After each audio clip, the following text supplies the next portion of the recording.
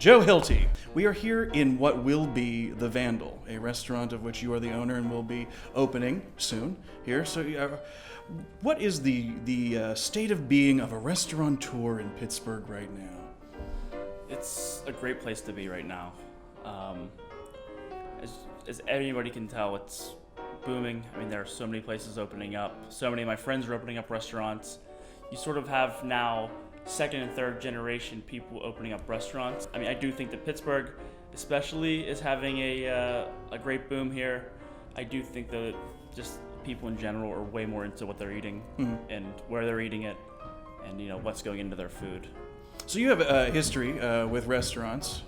Before deciding to open your own, you were with Bar Marco, is that right? Absolutely. So you found a spot in Lawrenceville, right on Butler Street, that will be the future site of your restaurant. This is a great place to be in Pittsburgh. Yeah, it's probably right now the best place to be. If you pay attention to the papers and whatnot, I mean, places are being opened here, at least every month you have something new opening up here, and you don't see anything closing, which is, I think, the greatest measurement is that all these places are opening up but nowhere is closing yet. Yeah.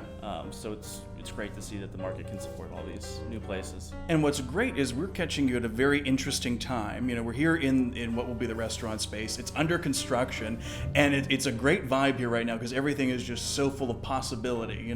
Seeing the wood and some of the supplies there. So talk to us a bit about what you foresee as the identity of this restaurant on opening day.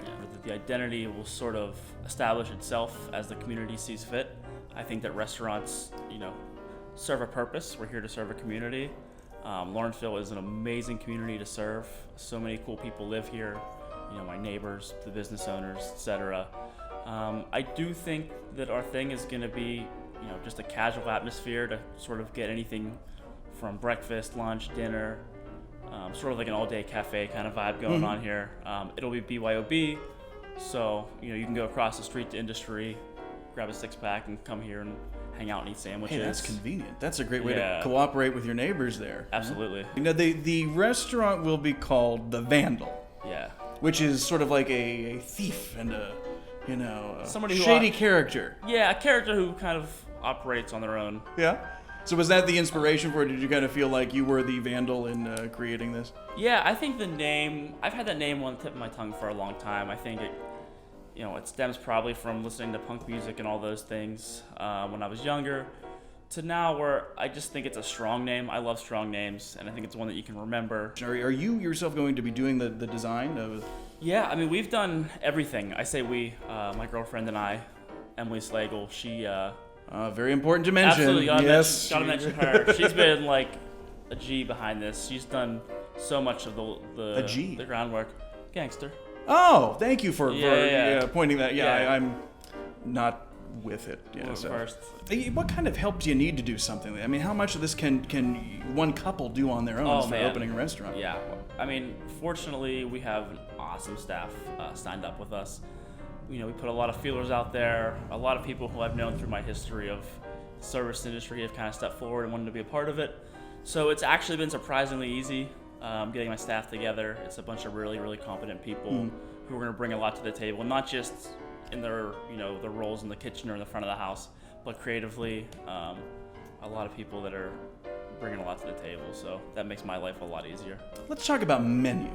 Okay. Because I think when you've got a restaurant that's been running for a while, you maybe change the menu based on maybe what's popular with your clientele and things like that. Yeah. But starting opening day, kind of like a shot in the dark. You can put anything on here. But for breakfast, lunch, and dinner, what are you thinking for a menu for the Vandal? So I know what we're definitely going to have, and I can start with that.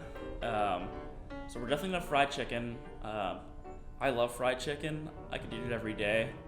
I think a lot of people share that passion with me.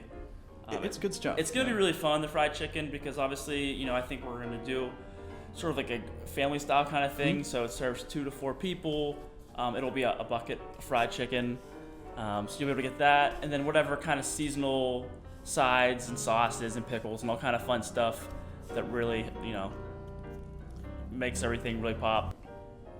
But I think breakfast, you're going to see a lot of healthier options.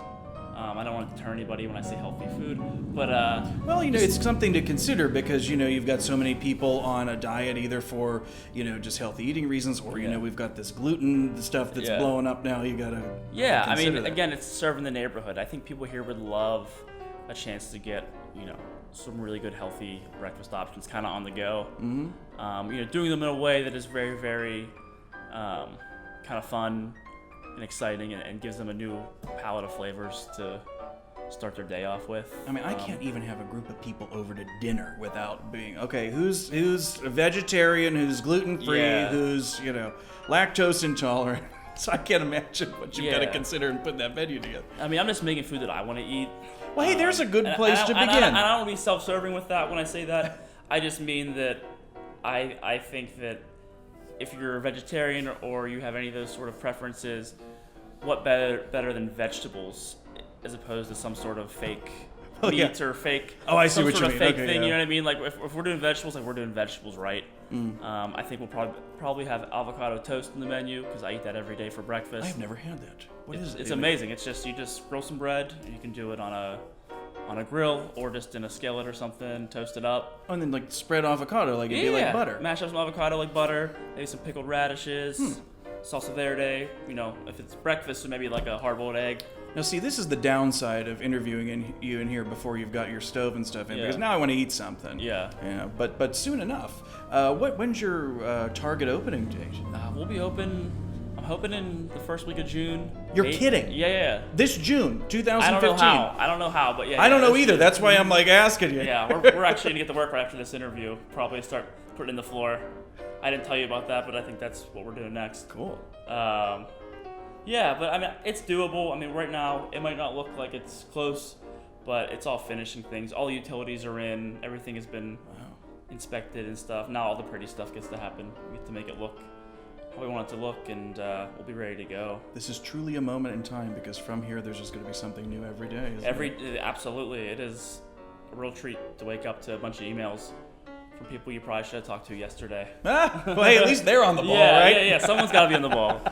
It's usually me, but not, everybody has their day. The biggest challenge is sleeping, probably, and it's a lot of anxiety. I mean, this is like my baby, so everything leading up to the opening day, I have to make sure it's perfect.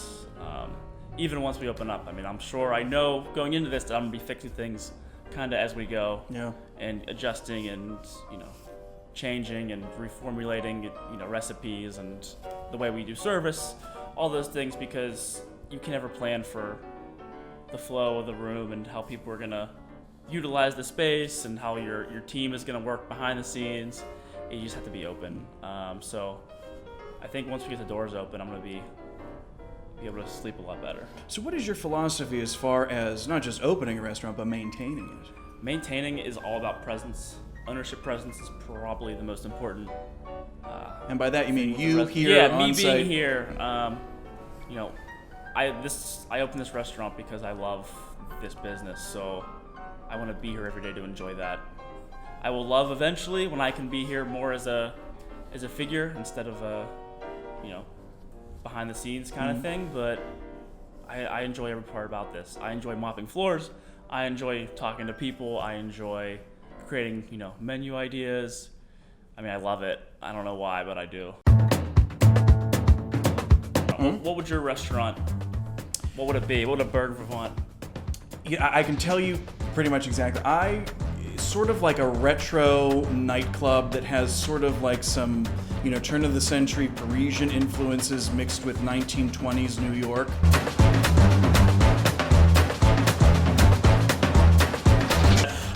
You've actually thought about that, I can tell. Joe, before I go to bed every night, I run it through my mind and what the paint's gonna look like. Yeah, I know. I spend a lot of time thinking about this.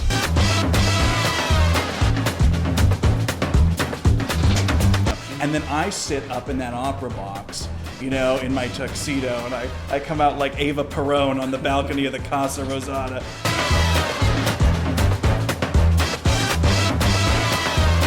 Bacon is really big right now. Yeah, bacon is really big. You got any plans for bacon? There's always plans for bacon. I feel like there will never be a time when bacon isn't in vogue.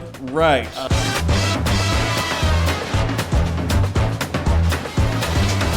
I think there was a time when they didn't understand the difference between a local tomato and one that was just, brought from a farm 1,000 miles away. Their accent's different. Yeah.